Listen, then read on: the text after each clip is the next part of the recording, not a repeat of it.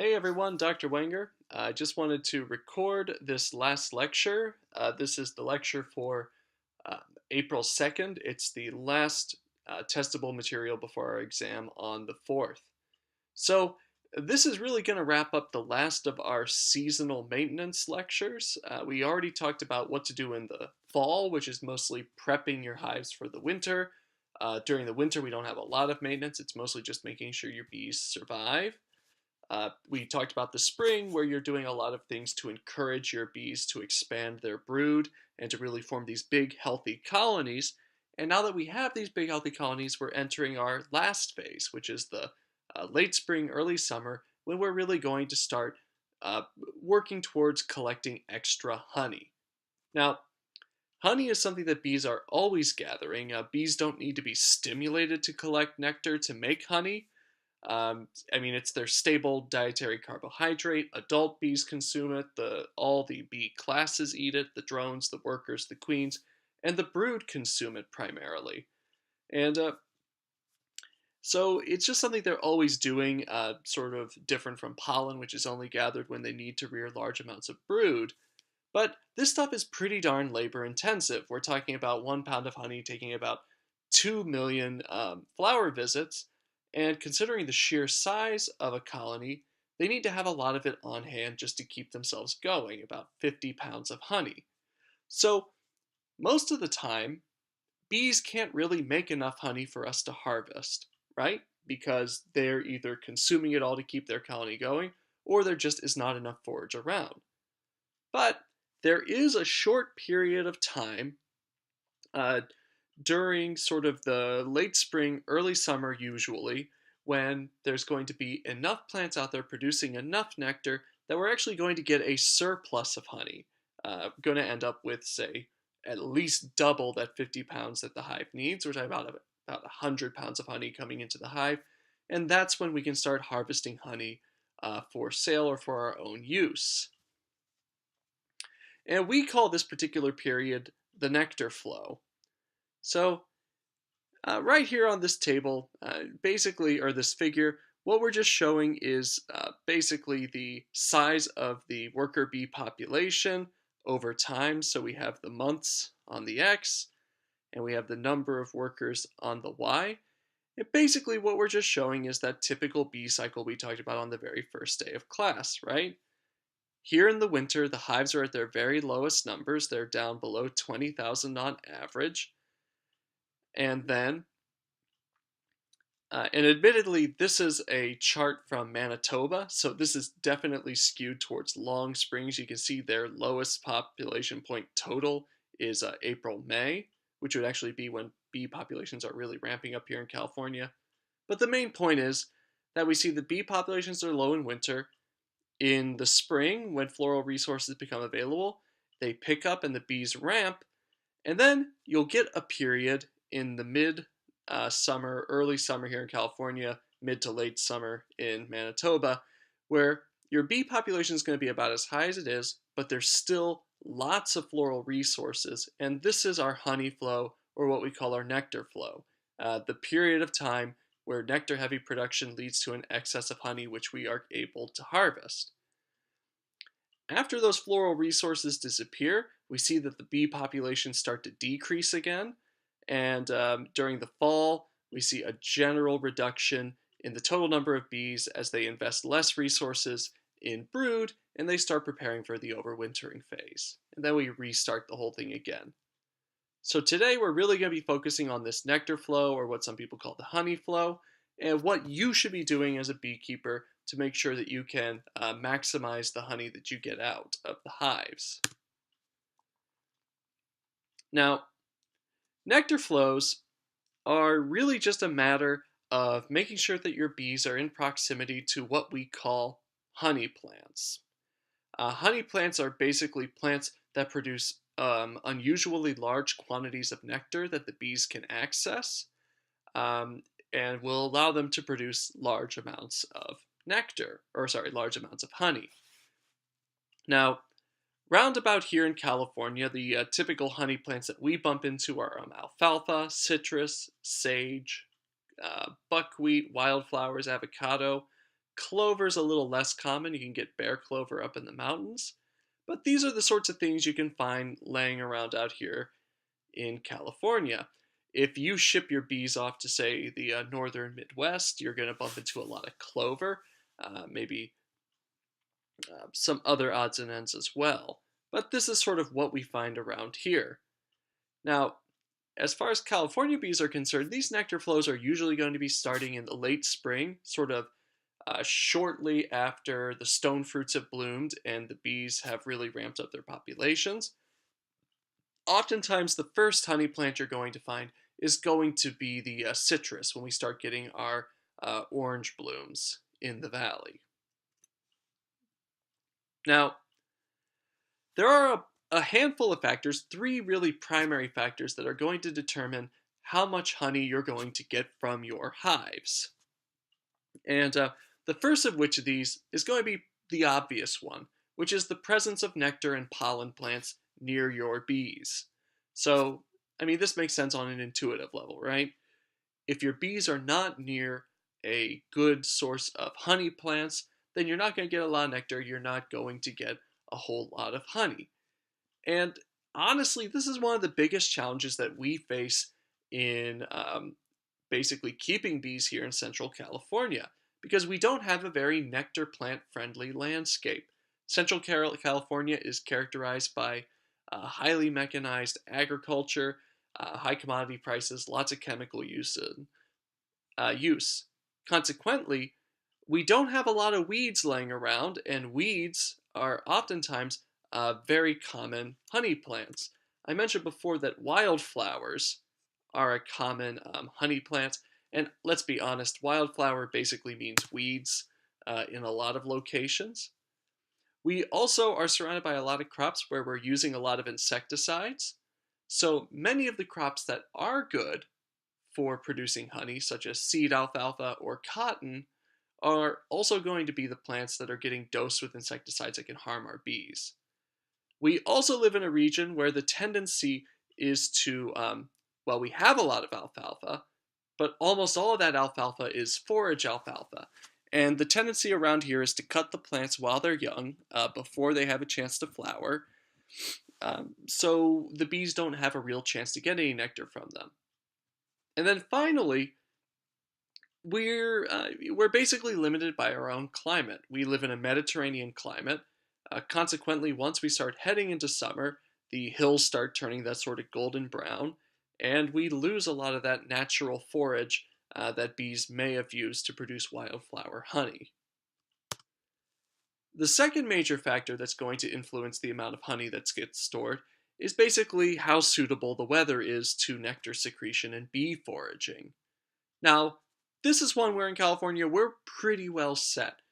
In general, plants are going to produce a good amount of nectar provided that they have sufficient water and that they have lots of access to nice bright sunlight.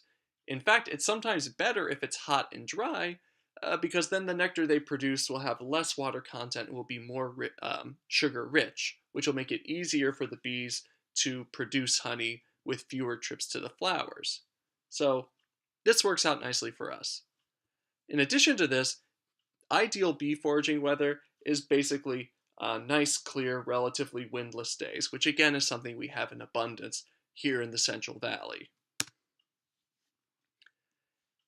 The last factor that's going to determine this is basically how large is your hive and how healthy is the hive at the nectar flow. And this is a really simple equation, right?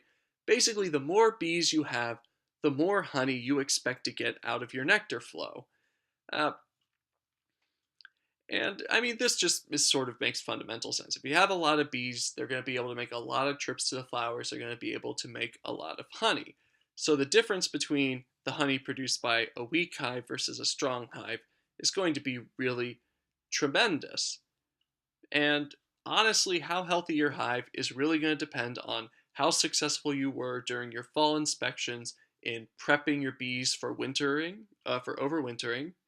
It's going to depend on how good the forage was in the spring that you provided for your bees, and how good of a job you've done as a keeper at reducing disease pressure. Now, something that's really key here is you want to avoid having weak summer hives. Um, because, like we said before, weak hives tend to forage more poorly. And there's been some research and, in general, just sort of knowledge that beekeepers have from observation that, in general, two weak hives will gather less honey than a single strong hive.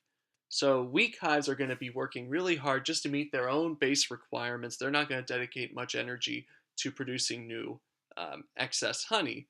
Whereas one strong hive is going to gather a ton of extra nectar and make a ton of extra honey.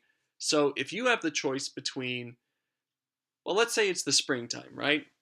And you have a handful of strong hives, and you're thinking, you know what, I'd like to get some extra hives for the pollination, right? You might be thinking, I'm going to do some hive splits. I'm going to start dividing these things so I have more hives. Now, keep in mind that may really help you out during the pollination season, but when you come into the honey flow, it might bite you in the butt a little bit because you're not going to get as good of honey production. But again, this is really going to depend on your needs. If your goal is to make some money through, if your goal is to make money through pollination, then yeah, you don't need a ton of really strong hives. Similarly, if you're going to be a queen rearer, then it's not a big deal. But if part of your game is you do want to make money off your honey, you're going to want to have strong hives coming out of the spring. So, general rule of thumb, you want to have good bees. You want to have good weather, and you want to make sure you have a good location with lots of forage plants around them. And if you have these three things all lined up, you can expect to get some good surplus honey that year. Now, the general rule of thumb is that you're not always going to get a ton of extra honey every year. Some years are going to be just the perfect weather, and you're going to have a good bee year. And if you line all those things up together, you might have one in every 5 or 10 years. You'll have an exceptional amount of honey, with most years giving you something a little more average. But you should expect surplus. So, anyway, that's a general overview of nectar flow, but let's talk about the management that goes into nectar flow. And honestly, if we're talking about nectar flow management, it's really just about timing.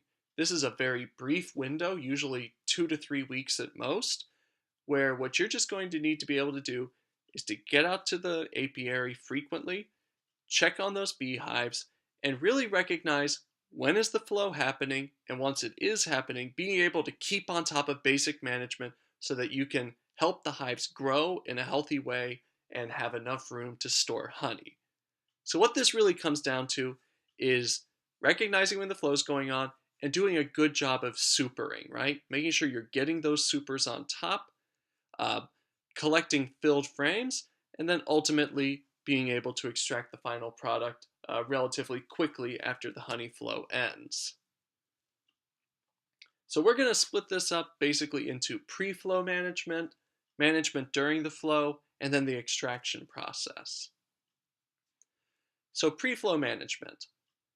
So basically, pre-flow management is going to be what happens after our spring season when we have been expanding our hives for a while, right? During this period, ideally what you have is, a nice healthy hive. You've got 2 boxes of brood, and then you are going to have 1 to 2 supers on top of that to make room for the honey that's going to be coming in. And we call this over supering. And yeah, so late spring, you want to make sure that you over super your hives to make sure that there is room for expansion as soon as that nectar flow hits, because nectar flow can be a little unpredictable. Also during this period, you are still at a relatively high threat for swarming.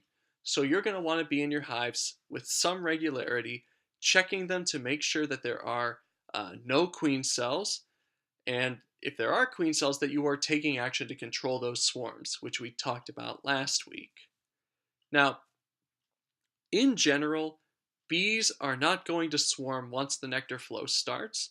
When forage resources become widely available, they're going to really concentrate their efforts on collecting as much nectar as possible.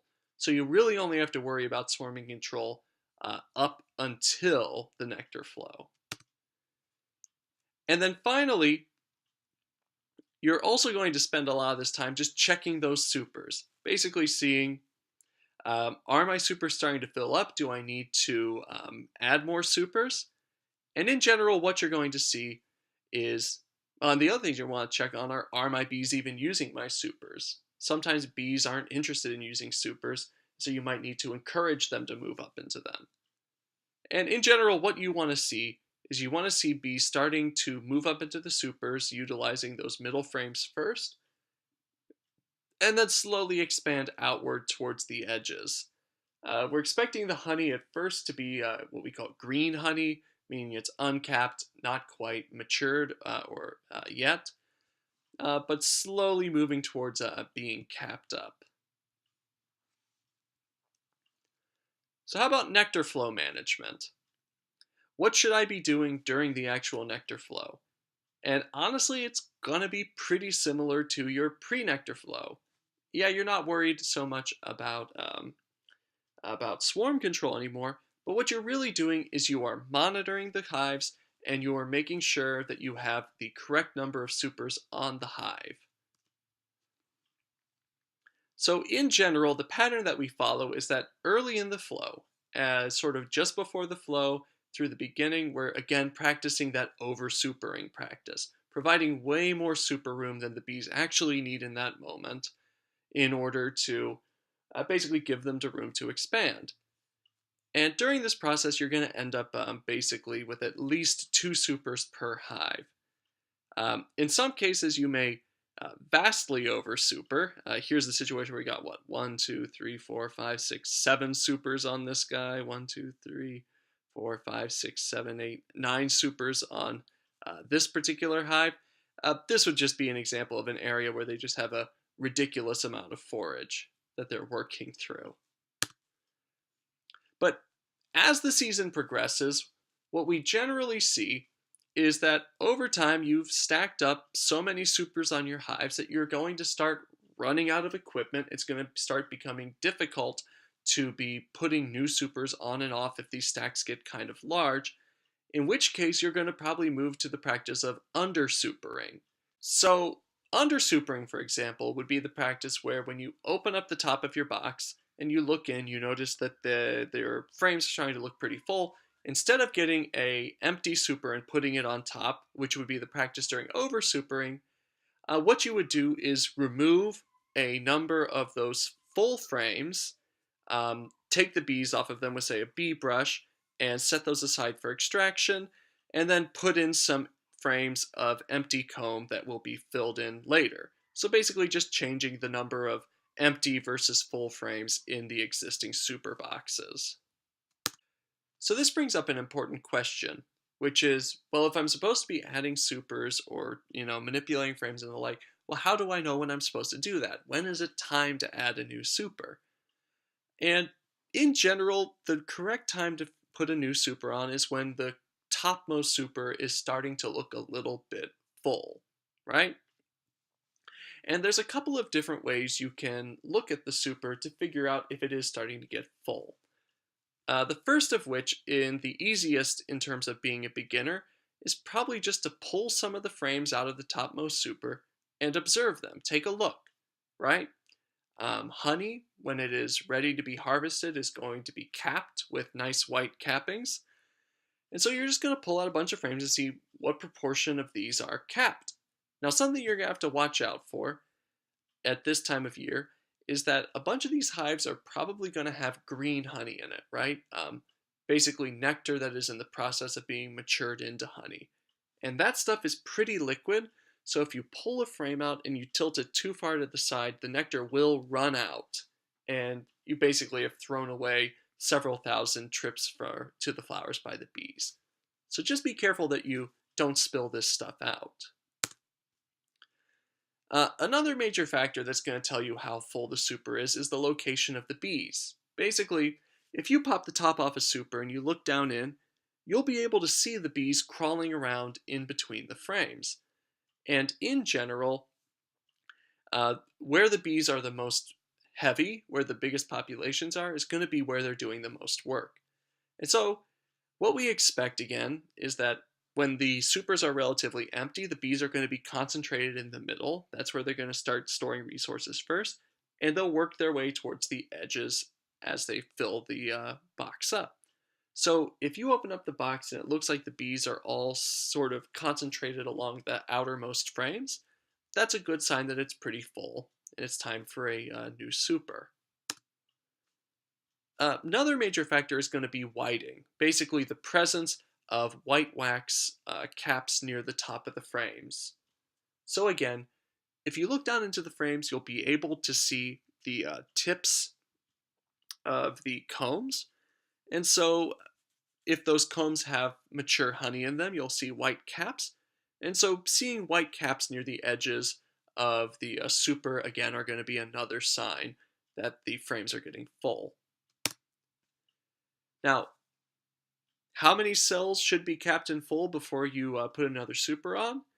In general, a recommendation is to follow the 50% rule, where if 50% of the cells are capped or are being used for ripening of honey and are about to be capped, this is the time when you should be adding another super. So again, you want about 50% full at least. All right. So, supering. What sort of super should I be using? You can use any size bee box to super. Around here in California, you see generally two different sizes of boxes being used. We see the standard deeps, or the hive bodies, and we see the medium supers. Though, if you head to the Midwest, or if you go around specialty beekeepers, sometimes you'll see what's called the shallow, which is a very thin box, about maybe 2.5, 3 inches shorter than a medium. Now, your choice to use a standard versus a standard deep versus a standard medium, it doesn't matter except in terms of weight, right? A standard deep full of honey is going to be a heck of a lot heavier than than a medium super. We're talking about a difference of 80 to 90 pounds versus 50 pounds. So if you're going to be lifting a lot of this stuff up and down, you might want to think about your back, think about your health, and so it's generally recommended that you use the mediums for this process. Now, something else that I found interesting is the idea that oftentimes keepers will put 9 frames in their supers rather than the standard 10 frames that these supers can hold.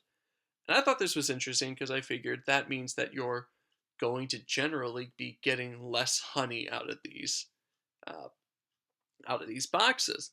And while, yeah, you may get less honey per box, this creates sort of an interesting incentive for the bees, which is that if you take these combs and you spread them out evenly, you spread out the 9 frames evenly, this actually gives a slightly larger gap between the frames, and instead of filling that with burr comb, instead what the bees will do is they will extend the edges of the cells a little bit further, so they actually stick out past the edges of the wooden frame, and this will allow them to store more honey per cell and per frame than they normally would if they were packed in a little bit tighter. And the advantage here is that you get more honey for each frame, and this makes the harvest easier because you basically get to extract one fewer frame per super. Now, you will have to go in there and actually manually space these out to make sure that they are even, but this is a really nice system if you're looking to just basically make your life a little bit easier during the extraction. Now, this only really works if you already have drawn comb that you can provide for the bees in the super. If you are new to beekeeping like I am, and you're using foundation, like a plastic or a beeswax foundation that the bees need to draw out, you need to put the 10 frames in the super, or else the bees will start making burr comb. Yeah, well, there we go. That's what I just said. Yep. So There's also a bit of a debate in the beekeeping community, which is how should you be adding these supers? So, the conventional knowledge is that you should pursue what's called top supering, which basically is whenever a super is full, you just take the lid off of that super, you put a new super on top of it, and then you put the lid on the new super, right? So basically, this is what top supering would look like. If you have your hive body here at the bottom, you've got your second brood box right here, and then you have your honey supers on top of that. And this is the first one you put on when it's full. During top supering, you would put another box on top of that. Excuse me. And then during the next supering, you'd put one up there, right? 1, 2, 3. Nice and easy. Now, top supering is nice because it is by far the easiest way to super. You don't have to lift these heavy 50-pound boxes to, shuffle a super in. Um, but there is a slight disadvantage, which is that sometimes if you put a super on the very top and you have a tall stack going, there's a chance that the bees down here in the hive body aren't going to realize that there's extra room at the top to start storing honey. So you might need to entice the bees up there somehow, which is something we'll talk about in a minute. On the flip side, some keepers really like to do something called bottom supering. This is a process whereby you add new supers underneath the existing supers, but on top of the brood box. So in this scenario, um, let's say you have a hive where you have a hive body, two hive bodies, and then you have two supers, 1 and 2, right? If you were to do bottom supering to place your third super on, this is what it would look like, right? You'd basically take supers 1 and 2 off, set them aside. You would put the new super that's empty right here on top of your hive bodies. And then you would put 1 and 2 on top of that. Now, the disadvantage here, which is pretty obvious compared to top supering, is that you have to move supers 1 and 2, which each weigh about 50 pounds if they're full of honey. So that's a lot of work. You're lifting 100 pounds off and then back on. The advantage here, though, is that by putting this empty frame here, right between your brood and your honey stores, all those nurse bees that are going up there to gather honey have to walk all the way through that empty box to gather the honey. Similarly, if the forage bees are coming in through the bottom, they have to walk through that empty box to get to their honey stores. Consequently, there's no way the bees can avoid that super, and they'll go in there to deposit honey very quickly. This process also, by separating the brood from the main honey stores, is going to stimulate extra foraging to fill in that empty box. Now, another approach we see is sort of a hybrid of top and bottom supering, and we call this baiting or chimneying. Now, in chimneying, basically what you're doing is you're doing a standard top super, right? You've got your boxes 1 and 2. When 2 is full, you're going to take a third empty box and you're going to put it on the very top. But the difference here is that when you go to put that new box on the top, what you're going to do is pull the middle 3 to 4 frames from the old supers, say the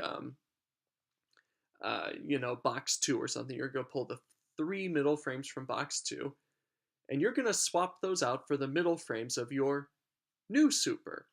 So that now basically in your old super, you've got a little empty space in the middle, and then in your top super, you've got an empty middle and some full frames on the sides. The advantage here is basically that you're going to create the same sort of situation you have with bottom supering, that when the bees crawl up into that top super to forage for honey, they're going to find these empty spaces in the middle, and they're going to think, oh wow, we have all this room to expand into, and they'll start storing honey there, and they'll naturally just start moving up even higher into that new empty one you put up there.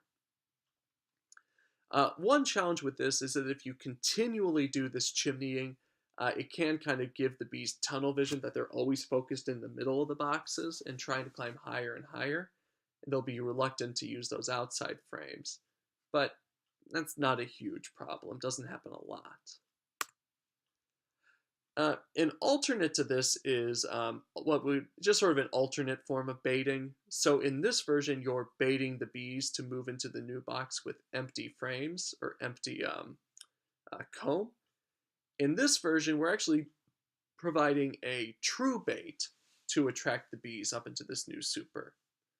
So in this version, you would do standard top supering, but when you put that top super in, what you would do is you take some of the frames and you would drizzle them or dip them into sugar syrup or honey so that these new frames are going to be sticky. They're going to be dripping down honey and sugar syrup into the hive. The worker bees are going to climb up there and discover them and basically feed on them and clean them up and start using them for storing new honey. Now, this is a really nice technique. You might want to avoid it if robbing has been a big issue, just because having sugar syrup and honey laying around is going to encourage further robbing. Lastly, there are some people who don't do any supering at all. In these particular situations, people basically, instead of adding supers whenever their topmost frames are getting full, they just remove those frames, exchange them for empty frames, and then they take the full ones, they extract them immediately, and they return them to the hive afterward. So basically, you're just harvesting as you collect honey. Now, this is not ideally what we would do here in California or the United States in general because it's really, really labor intensive. Our nectar flow is really short. It's only a few weeks. So you can let the honey sit out there in the supers on top of the hives for that period. Where you're going to see non-supering is really in the tropics. In tropical climates, we don't see this high level of seasonality where the plants are trying to get pollinated right away. So most of the plants don't produce a ton of nectar, but they will produce that small amount of nectar for a very long time. Consequently, the nectar flows in the tropics are very long but very weak. So you're not going to get some short period of time with a ton of honey production. Similarly, in the tropics, wax moths and a variety of other insects that like to feed on comb are a huge issue. And you can't just leave combs sitting out in the hives for a long time because it's highly likely you'll get wax moths and some other things like that that'll damage them. So you can't afford to store comb for a while before harvesting it.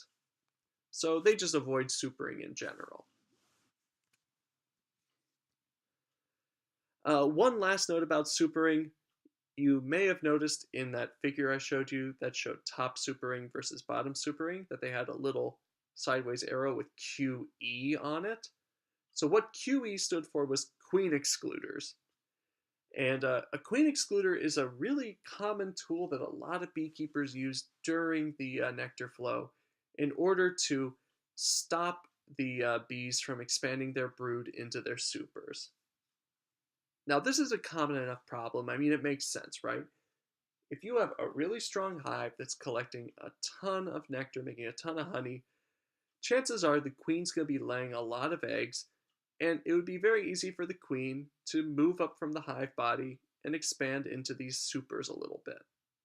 But once the queen moves into those supers, it's going to become a little bit challenging to harvest that honey without killing a whole bunch of brood.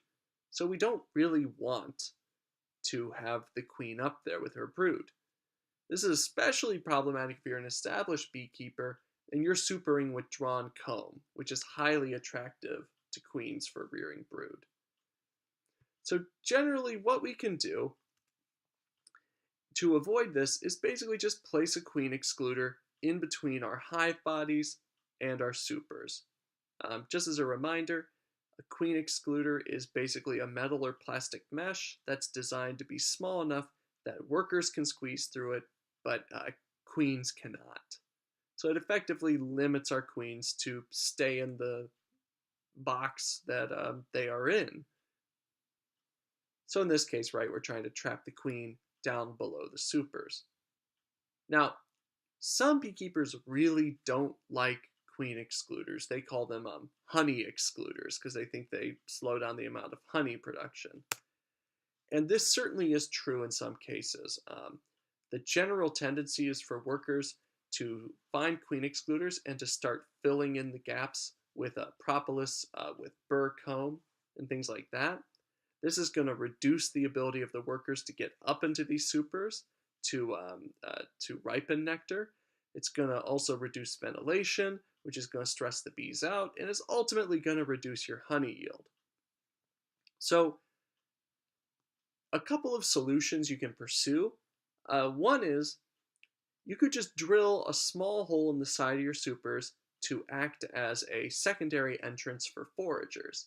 Foragers that are in these boxes will leave through that hole, forage, and because they've left by that entrance, they should be able to find their way back and directly deposit into those boxes. Alternatively, once honey starts getting put into these boxes, it's much less likely that the queen will expand brood up into them. So you can keep a queen excluder here between your hive bodies and your supers, basically for as long as it takes for honey to start really getting put into these boxes. All right. So with that, we've really reached sort of the end of how you manage the actual nectar flow itself, which brings us to our final topic, which is honey harvesting, or basically, how do I go about actually getting all this honey out of these supers, which is kind of a cool topic. One thing to mention before we actually start talking about the physical process of extracting is when you should be harvesting. Up until maybe, so I moved to a different room, so excuse the change in acoustics.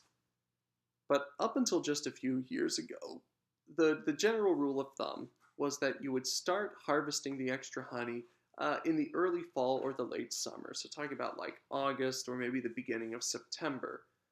But nowadays, what we're generally seeing is that these harvests are getting pushed earlier and earlier into the summer. And the reason for this is varroa mites. Varroa mite control needs to be done relatively early in the fall in order to ensure that your mite populations are low going into the winter. Consequently, you can't just throw a mite strip or any sort of generally any chemical treatment for mites into a hive and then harvest the honey, because the honey will be contaminated with the chemicals. So you need to make sure that you're getting your harvesting done in sort of July or early August so that you have enough time to undergo a full varroa mite treatment before the winter time rolls around, and thus ensure that your bees will be safe for that period. But anyway, that's just sort of an aside. As far as the physical process of honey harvesting is concerned, there's a handful of steps, but basically what you're doing is you're removing the honey-filled supers, you're taking the caps off the frames, running them through an extractor, or alternatively cutting the honeycombs, or destroying them, chunking them. There's any number of approaches. You're processing that liquid honey, processing the caps so that you can, cappings for the wax, storing the extracted frames, and then basically prepping the honey for sale or for long-term storage. So let's take a look at what those processes look like. So super removal. A general rule of thumb is that a super is ready to be removed and harvested when 3/4 or more of the honey cells are filled. You want to make sure that when you're doing this, that basically the uncapped cells are full of mature honey, that they aren't just full of green nectar that hasn't been processed into honey yet.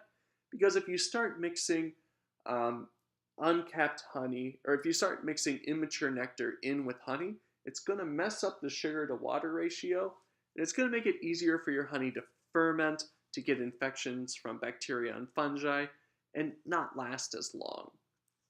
So a recommendation I've heard from beekeepers is doing the shake test, where basically if you pull out a frame and it looks like there's a lot of uncapped honey and you're not sure if it's nectar or actual honey, you just give the frame a really brief flick with your wrists above, say, a lid, and you see if any of the water or the nectar comes flying out of the cells and splatters on the ground when you flick it. If the water comes rushing out, that means that it's green honey. It's immature. It's not ready for harvest. But if you flick that frame and nothing comes out, that means that everything is honey. It's thick enough that it stays in, and that's ready to be harvested. Now, typically, we only see about harvest once a season. There's a number of reasons why you may be harvesting multiple times a season, but most keepers do just one or two harvests. There we go. And in general, if you're planning on harvesting, you should only harvest if you're planning to extract within the next few days, because you don't want the honey to sit around for a long time. That's going to expose it to a lot of pests, a lot of potential chance for fermentation. The bees will take care of the honey if they have it in their hives. As soon as you take it out, there's no bees to take care of it, and so the chances of something going wrong will increase. All right. So, the first thing you need to do is you need to actually collect your supers. And when you're harvesting the honey, you want to get all the bees off of those frames and supers as you can. There's a couple different ways you can get rid of these bees. Probably the lowest tech is called a bounce and brush. And basically this is you open up the super, you pull out the frames individually, and you remove the bees by either shaking them off with sort of jouncing motions of the hands, or you take a bee brush and you physically just brush them off. Now, if you're a small backyard beekeeper with a handful of hives, this is a super effective way to get rid of bees. Basically take that out, shake them off, and then maybe you have an empty hive body next to your hive, and you just sort of put the frames in there as you get them clear of bees. But as you can imagine, if you're a big-time beekeeper and you're moving through several hundred hives in an afternoon, this would be a huge waste of your time. If you're a bigger beekeeper, you're going to invest in some newer technologies, or not newer technologies, but technologies that allow you to streamline this, such as things like bee escapes. So a bee escape is basically a modified top board, right? If you remember, with the telescoping lids, you have a top board that goes on your topmost box. It has a small hole in it that allows bees to move up and down to the area underneath the lid.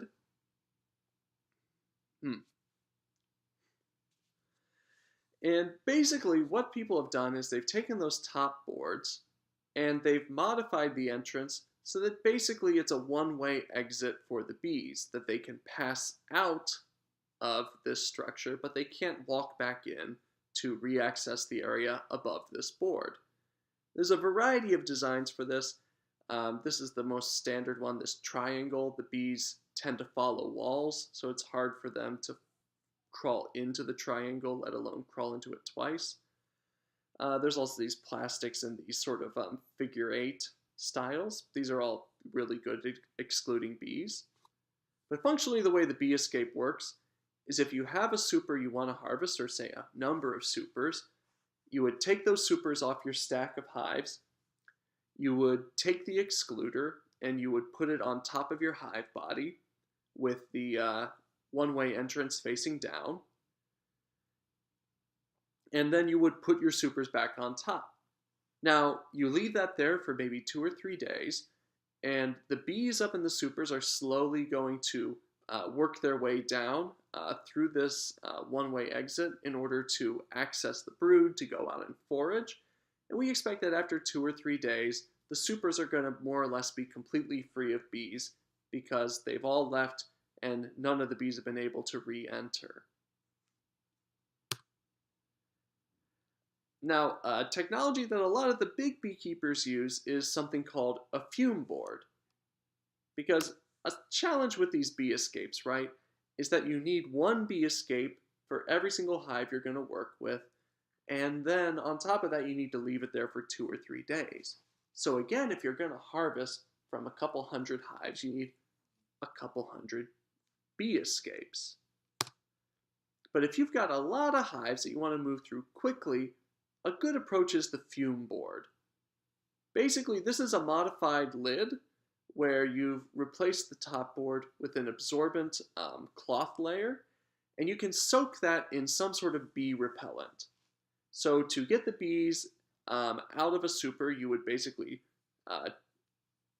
take your fume board, you'd walk up to a hive, take the lid off, and put the fume board on top.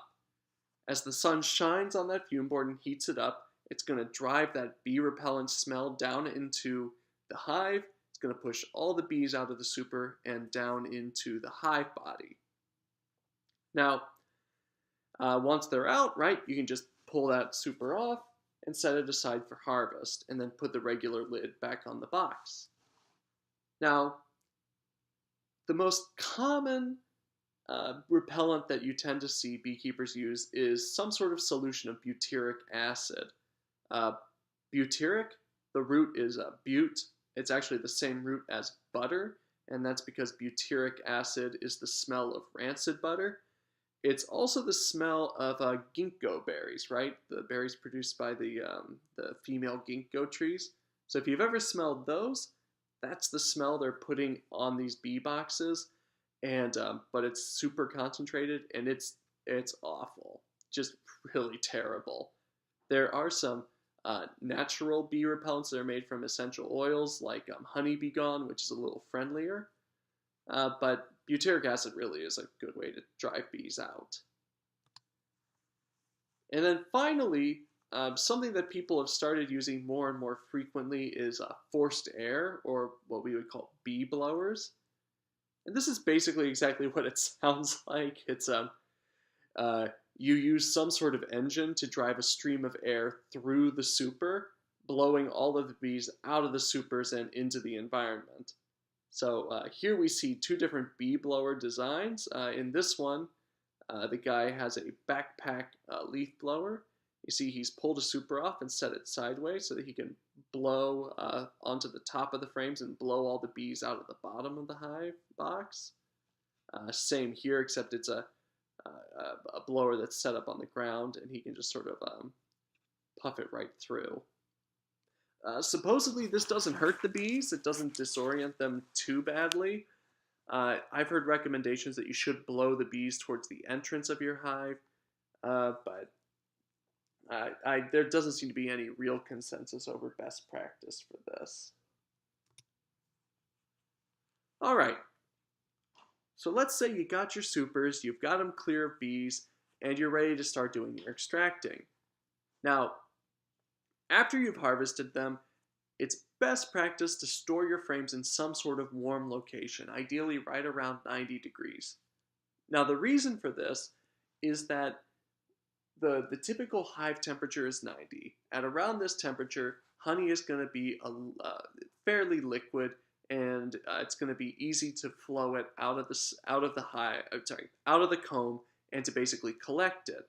If it gets a whole lot cooler, like around 70 degrees, the honey's going to get the consistency that you find in, a bottle of honey you buy at the store. It's going to be pretty thick.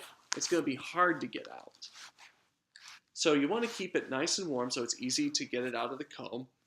And you generally also want to have a low humidity environment to discourage pests from infesting the combs in storage.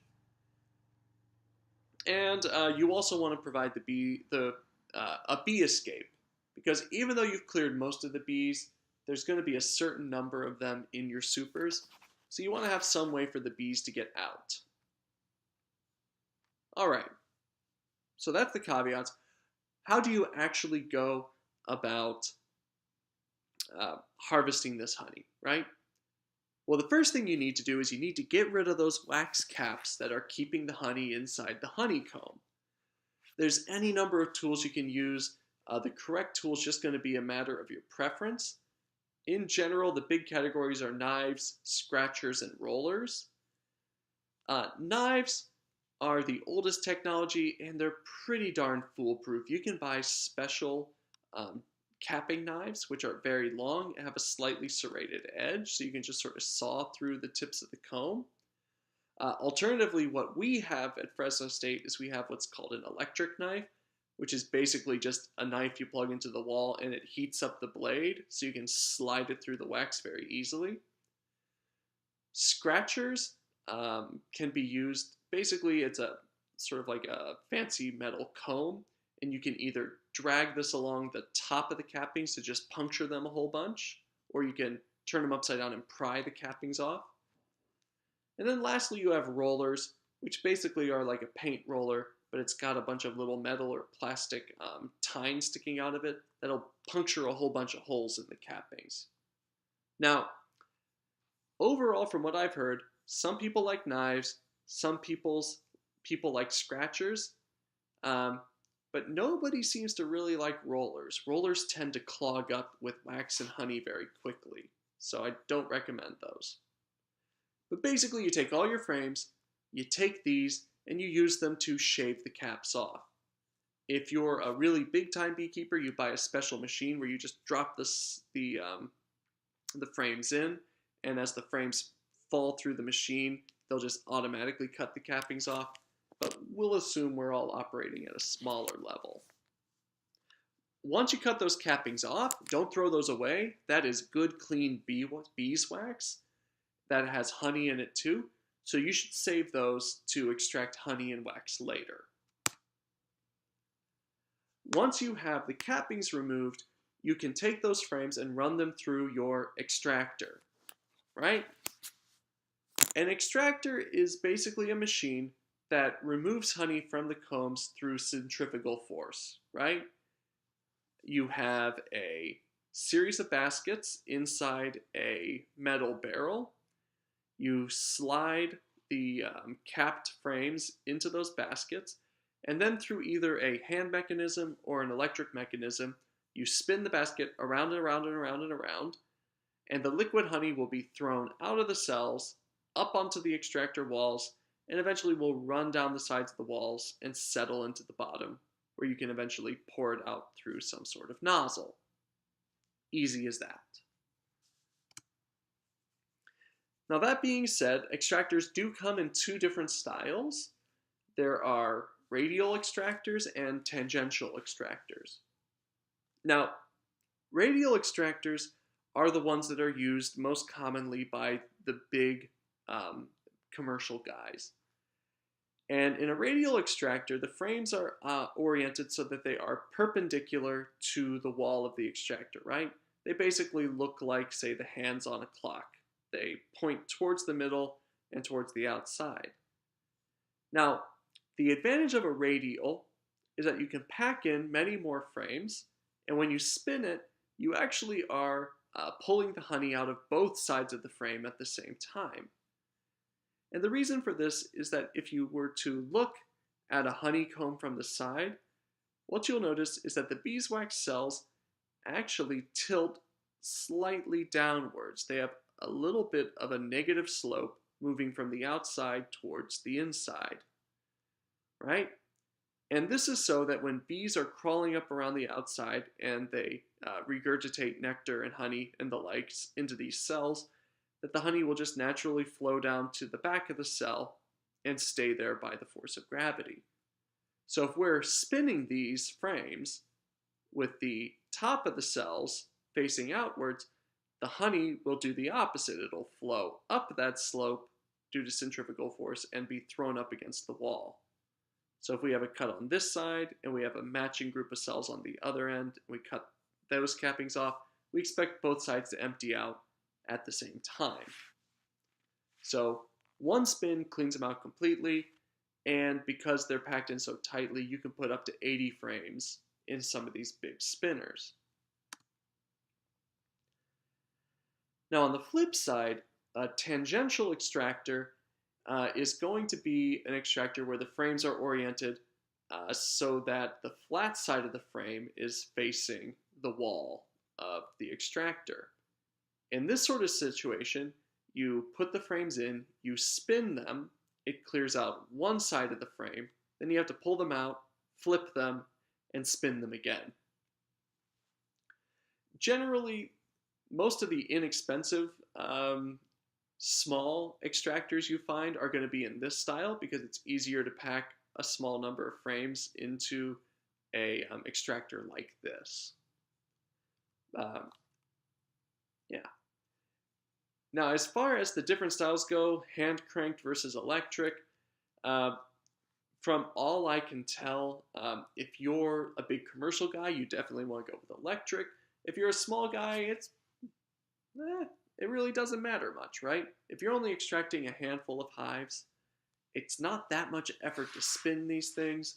You may have to spin them for like 10 or 15 minutes at a time, but you know, it's kind of like you just get it going and then you can let it cruise for a while, get it going again. So a hand crank's going to cost you maybe a couple $100 less than an electric setup, but if it means that much to you to not have to crank it, that might be money well spent on an electric setup. Now let's say you're a truly small-time guy. You don't have a couple $100 to throw into an extractor because honestly, the cheapest extractors are going to cost you $200. A nice radial setup is going to be more like $400 or $500, and one of those big 80-frame massive monsters is going to be several thousand. But let's say you're a small guy, you have like 1 or 2 hives, and you don't want to spend the money on an extractor. You're just doing this as a hobby. Well, in that case, what you're probably going to do is crush harvesting or destruction harvest. Now, in crush harvesting, basically, you take your frames, you cut the honeycomb out of them, and then you would crush them, right? You basically smash up the frames to release the honey from them.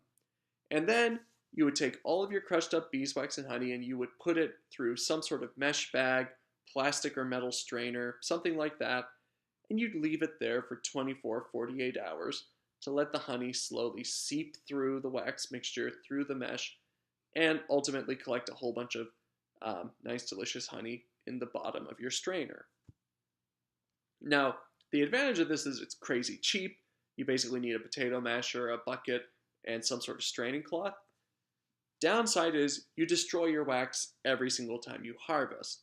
So every single year, your bees are going to need to make new wax in the supers, which is not super ideal because wax is so energetically expensive for bees. Now, alternatively, instead of crush harvesting, another way you can destruction harvest is by heating the combs.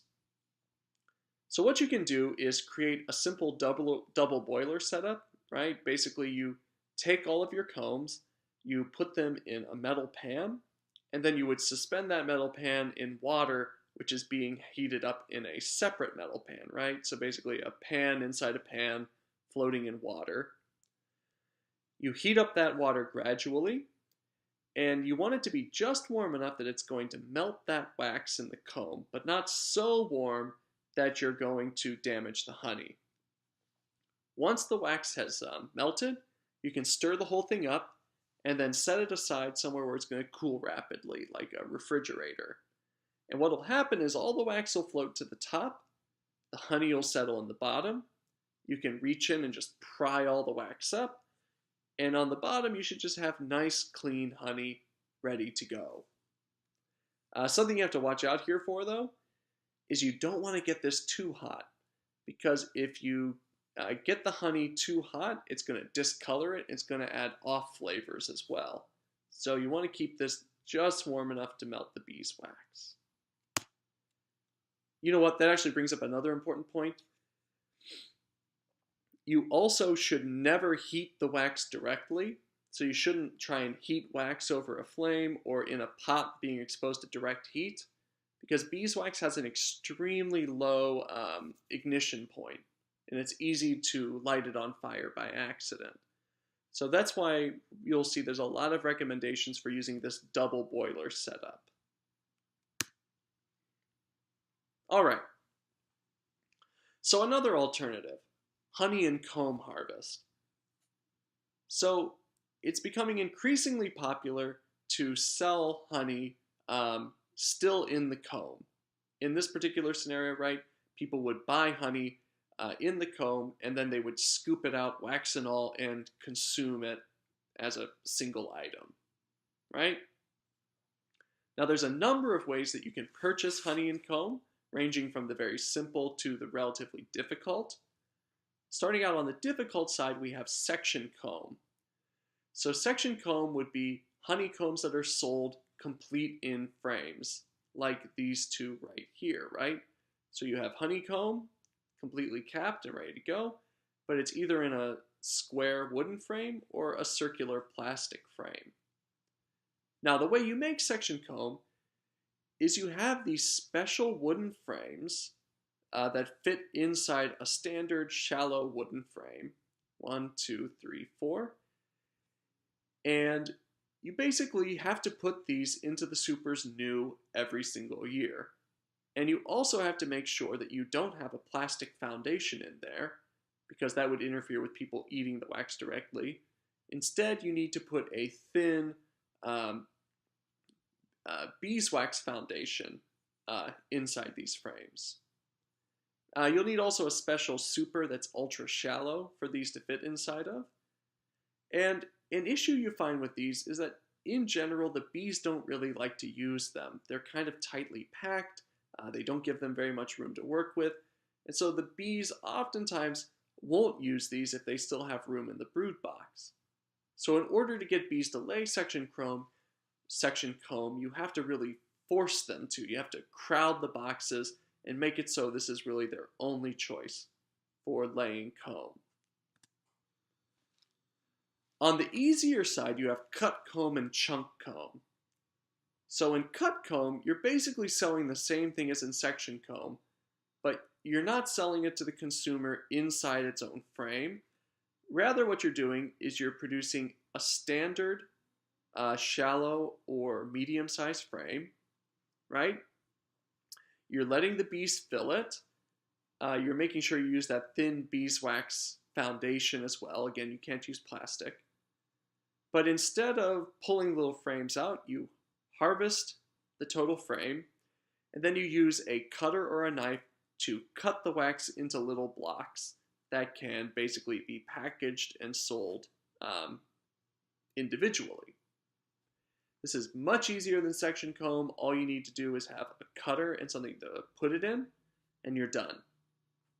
Chunk comb is even easier than this. It's basically the exact same process as cut comb, but you cut it into even smaller pieces, and then you suspend those smaller pieces in a jar of liquid honey, just like this, right? So again, section comb inside a wooden frame or a plastic frame, and the bees have built the honey directly into this themselves. Cut comb is put in a traditional frame with a beeswax foundation, and then you cut it and put it into a box yourself, so the bees didn't put it in here, you did. Chunk comb is cut comb that's suspended in a jar of honey. Easy as that. Now, why would you do this? Well, this is just basically value added. It's a higher quality. Well, it has a little extra effort, so you can sell this for a little bit more than a typical bottle of liquid honey. All right. So let's go back to our extractor. Let's say you run your honey through the extractor. How much processing do you have to do in order to actually get your honey to a sellable point? Well, not very much, honestly. After you've extracted the honey, all you really need to do to sell it is you need to give it a coarse strain through, say, a metal or a plastic strainer. Then you need to let it to settle. You need to let it settle in a bucket or a barrel for a while. The strainer will remove debris, dead bees, beeswax, things like that, and the settling process will let the air bubbles rise to the surface. Once that's been done, you can do like one final coarse filter if you want. Honestly, after it's settled, you can bottle it directly. Honey is governed by cottage food laws in the state of California. We'll cover that in more detail later in the semester. But ultimately, As long as you do some basic filtering and you label it showing that it is pure honey, you're pretty good to go and you can sell this stuff at a farmer's market. So once you have it filtered and settled, you can bottle it directly. You can also store it in a tank for a matter of days, weeks, months, or potentially years, and it should still be good. Now, one issue you do run into with long-term storage is that of crystallization. That basically, if you store honey long-term, especially sugar-rich honeys that you get in, say, late summer, there's a good chance that the sugars in the honey will separate from the water, and you'll end up with these large sugar crystals so that your honey is no longer smooth, but it's kind of gritty. Most consumers, when they see a crystallized bottle, they assume it's spoiled, and that means they have to throw it out. If they try to eat it, it's kind of like eating a table sugar paste. It's not a really nice texture. So most people don't like that. So if you have a bunch of honey in storage and it crystallizes, in order to sell it, you're probably going to have to decrystallize it. Luckily, decrystallization is super easy. Basically, you take your barrel or your bucket and you slowly heat it in a container of warm water. The warm water will just melt those crystals and turn them back into a solution. And basically make your honey sellable again. The only issue you have to watch out for here again is the heat.